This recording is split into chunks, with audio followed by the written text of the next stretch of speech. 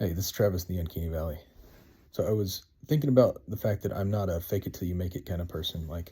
Um, since I was a teenager, or maybe a little earlier, I remember noticing that people were afraid or not wanting to ask questions about things that they didn't understand, and I didn't really understand that. I still don't really fully understand the social dynamics around that, but I've come to piece together that it's that um, they're either self-conscious about not knowing, maybe they were explicitly taught to fake it till they make it, um, and then maybe they just assume someone else might ask, uh, but very often when I would ask things, people wouldn't know, the person wouldn't know how to respond, and I don't know. Again, I don't know if it's because they didn't expect anyone to ask this question. They just assume everyone will uh, fake it till they make it, or that it's so obvious that everyone else did know the answer.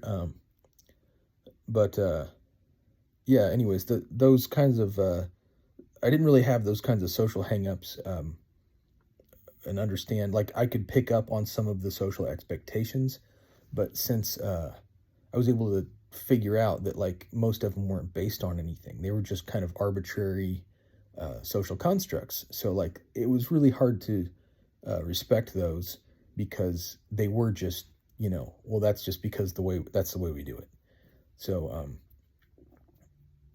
I would often ask questions with the full knowledge that people would look at me and some would nervously laugh because I'm guessing they either knew the answer, it was obvious, or um, it's just, you're just supposed to laugh at someone if they admit they don't know everything. I don't know exactly. I can't get in people's minds, but so that's just a part of when I ask questions, and that's a part and parcel of how I learn. Like, I have a growth mindset. Um,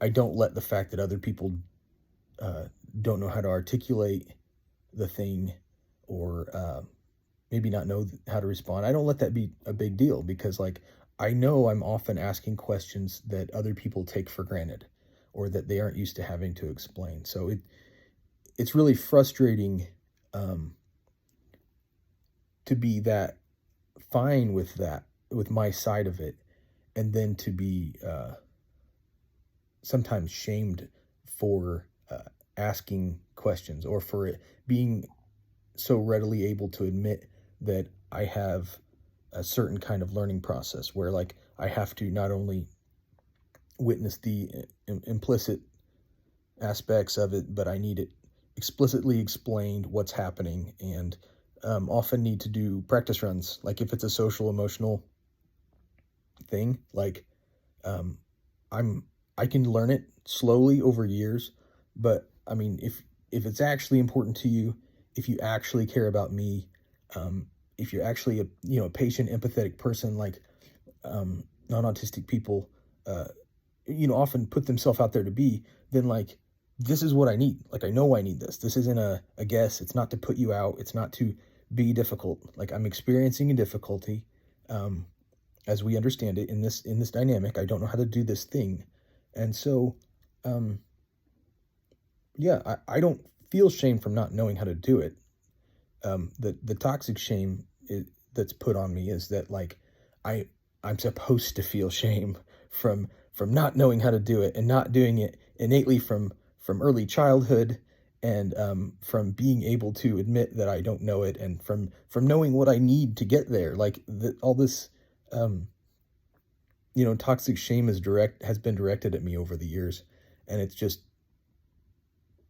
I can still extend grace to people through that because I know that's just that's their maladaptive coping mechanism. I have enough of my own. I don't need your toxic shame. I don't need your everything that you've come to develop around people knowing what they need to do better. That's on you. You know. I was reminded of one kind of funny time in high school where I was able to use that for good. Like in social situations or in learning situations, I would happily be the first person to raise my hand. You know, they'd say, does anyone have any questions? And no one would raise their hand. And I'd raise my hand and say something that turned out to be something other people didn't know. And so or was just so obvious that everyone did know, but it doesn't faze me either way. Um, my goal would be to make sure we're all on the same page. And so whether it was obvious or unknown to other people, like I'm fine with that. So like playing the fool, like I'm not acting like I'm ignorant, like I'm ignorant. Like we're all ignorant about everything. Like that's how we start out. So I'm not hung up on the fact that I'm so ignorant in so many areas. Um, so I remember asking like what a widget was because like the teacher was talking about it like it's something that is just known, and like I just never heard of it. And I mean I was in high school, and like everyone seemed to either know what it was or laugh that I didn't know what it was, or laugh, nervous laugh that maybe it was a nervous laugh that, I had the nerve to admit so readily that I don't know what something is that's being discussed. And there's another time I ran into this girl on the way up to the parking lot after school, and and I just said like, how's it going or whatever, and she was like, not good. I fell, I was walking near the stairs or in the hall or whatever, and I just like fell, and like everyone looked at me, and it was embarrassing, and all this stuff, and this was like pretty close to empathy for me. So the thing is, like, I couldn't put myself in her shoes. Like, I couldn't put myself in a situation where I was, I mean, I'd fall, but like, I couldn't put myself in a situation where I fell and everyone looked at me and I felt embarrassed by it. Like, so I couldn't experience empathy. But what I could do, I didn't have this vocabulary at the time, was I could extend validation, and I just, without thinking, I said, "Would it make you feel better if I fell?" And she was like, "Maybe," and so like from all the physical scripting, I'll just call it that. I don't know if there's a better word, but like through all the physical scripting I'd done over the years and years in front of a mirror and whatever, like with um, being in conscious control and constant awareness of my body, no matter how awkward it looks, like I'm aware of what my body's doing. Um, she said, maybe. So I just like, took another step or two and just like collapsed onto the floor in what I am fairly certain was a pretty convincing fall or trip. And, clumsily made my way back up to standing and just kept walking. And I don't remember what else we said, but I think I might have said like, did that help? And I think maybe she said yes. And I don't know, but we just made our way out to the vehicles and said bye and whatever. And like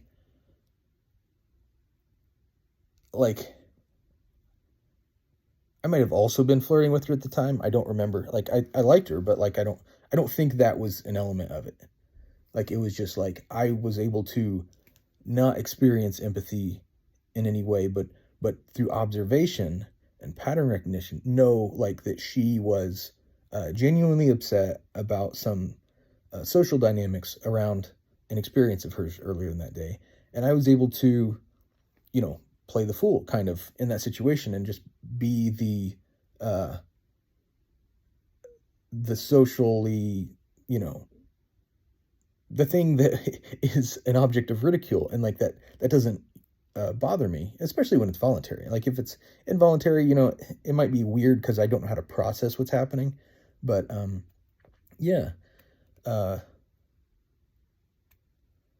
I try to use that cognitive impairment and that empathy, experienced empathy impairment, and I try and use that as a force for good in situations where I can readily or express that I don't know what's going on, and I am trying to data collect a little bit so I can improve my patterns and know how to edit my code so that I know how to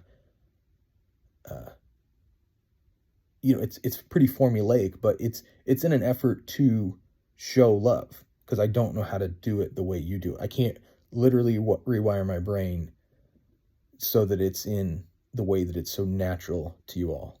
But yeah, that was a fun memory, and or memories, and yeah, God bless.